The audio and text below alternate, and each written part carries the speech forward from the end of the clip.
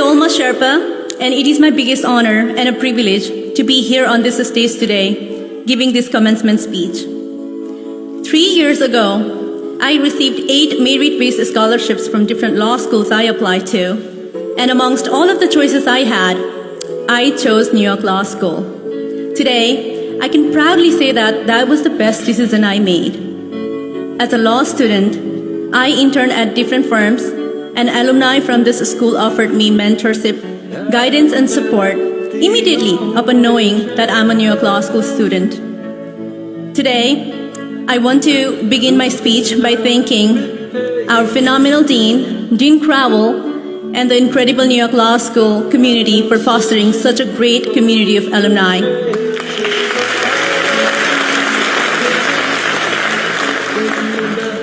My fellow graduates, each of us came to New York Law School with our own dreams, and no matter where we've come from or what challenges we faced, we all made it here today. We should all be so proud of everything we've accomplished. As I stand here today, I cannot help but reflect on the incredible journey that brought me to this moment. The beginning of my journey to the US started around the end of 2015. I was in Nepal, a small, beautiful country that is home to the majestic Mount Everest. One day, I was walking down the road and came across a big signboard that said, "Study in the USA, Canada, Australia, wherever you want." I had organized many student events in Nepal, so I thought studying in the US would further develop my leadership skills.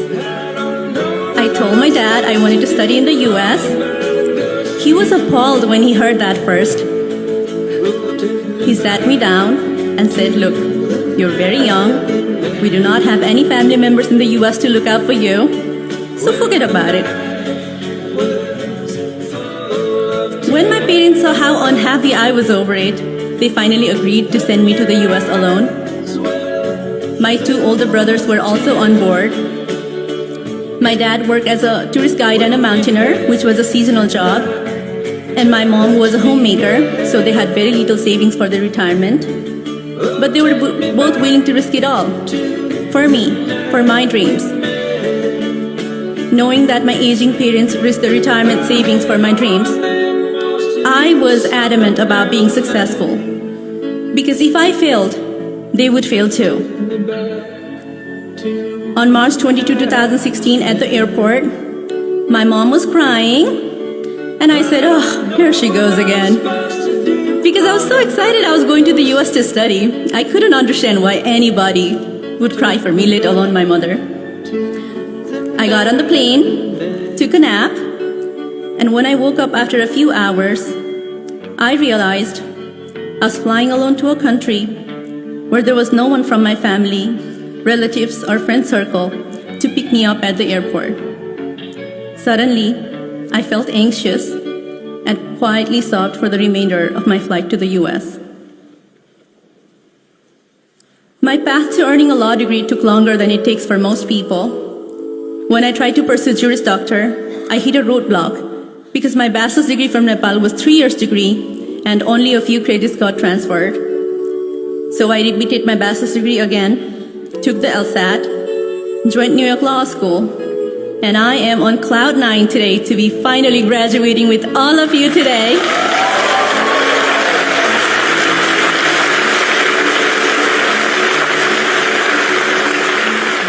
Thank you. Some of you may be wondering why I chose this attire for my graduation, but there is a story behind this dress. This is actually my mother's traditional attire that she used to wear in the village, and she's watching this ceremony live from that same village today, and I wanted to honor her.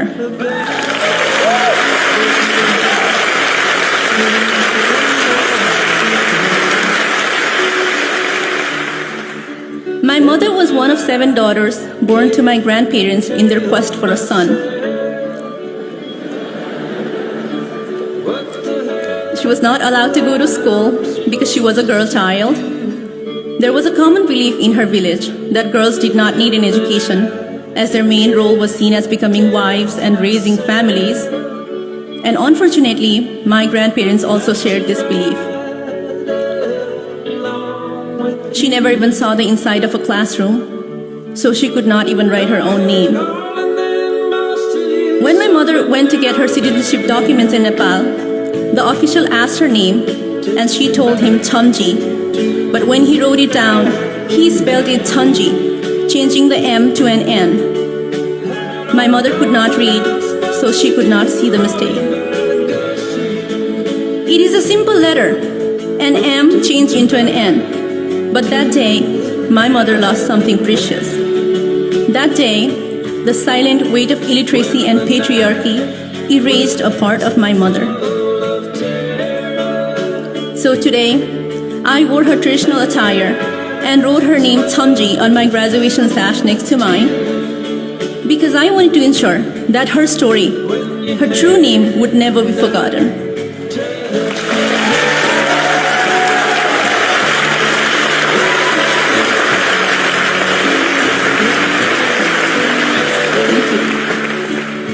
Whenever my mother is asked about her education, she timidly replies, illiterate. But from this day forward, I will unhesitantly answer doctorate to the same question, and she made it possible.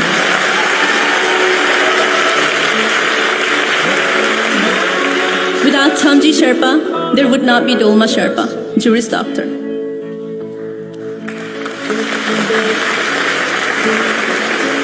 When the thought of giving a graduation speech crossed my mind, I was initially petrified, thinking, what if my accent sounds funny?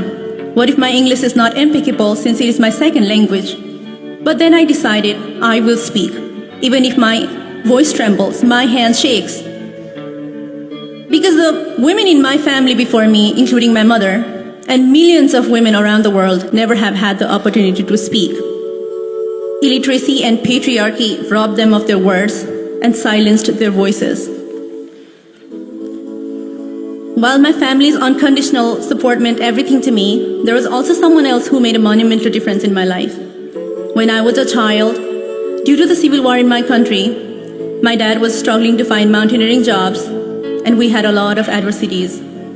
And Says Feature, an incredibly kind Australian woman who was my dad's former colleague, stepped in and sponsored my education. Our adversities were such that we did not even have basic electronic appliances in our home. Having a phone or an internet was out of the question.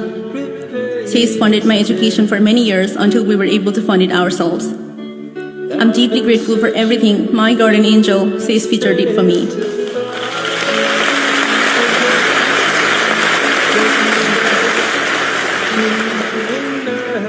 I'm not sharing my story so you will feel sorry for me, because my story ended well.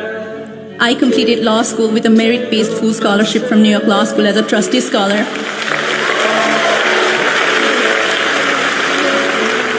I passed the February bar as a pro bono scholar with a score high enough to practice in any jurisdiction.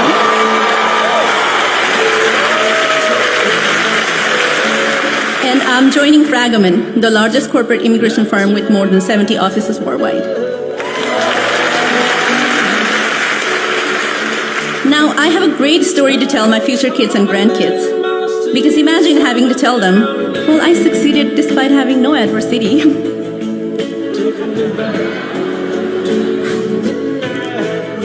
I'm actually sharing my story to show the power of grit, persistence, and perseverance, and to remind each of you to honor the sacrifices made by family, friends, mentors, or anyone whose support has guided you along this journey.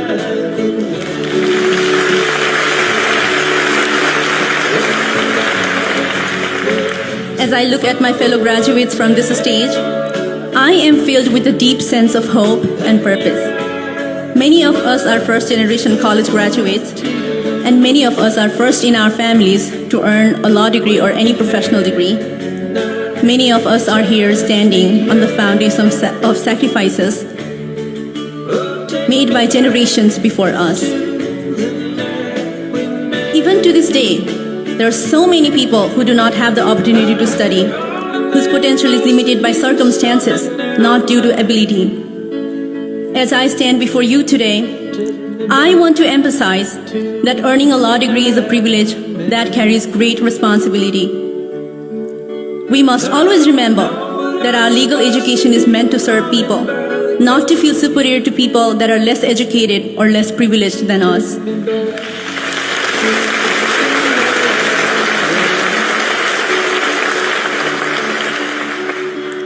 Thanks to Mom and Dad, my 2 brothers, Tinji and Pimba, my 2 incredible sisters, Furdiki and Kunsang, and my little nephew, Lopsang. Thanks to my guardian angel, Says Trustin, my little sisters, Eva and Ehna, and all my friends and relatives, and thanks to White Hills. My family from overseas could not attend the graduation, but my wonderful husband, Dolma Sherpa, is here with me.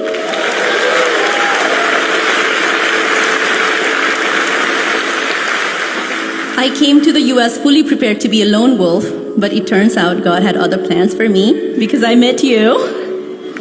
Thank you, Maya, for your tremendous support in my journey, and thank you for your service to this country.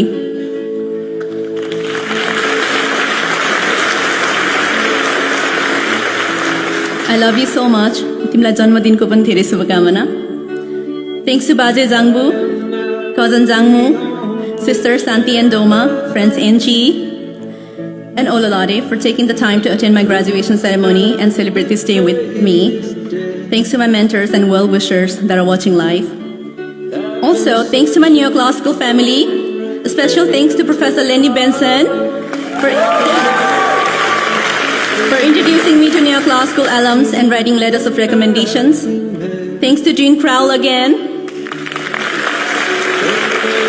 Jean Wapse and Jean Hope. Thank you so much. Dean Darby, Dean Bond, Dean Gillob, Communication Director Ariel DeBorkin, Professors Kirk Burkhalter, Justin Marie, Susan Abraham, Penelope Andrews, Annabelle Hoot, and all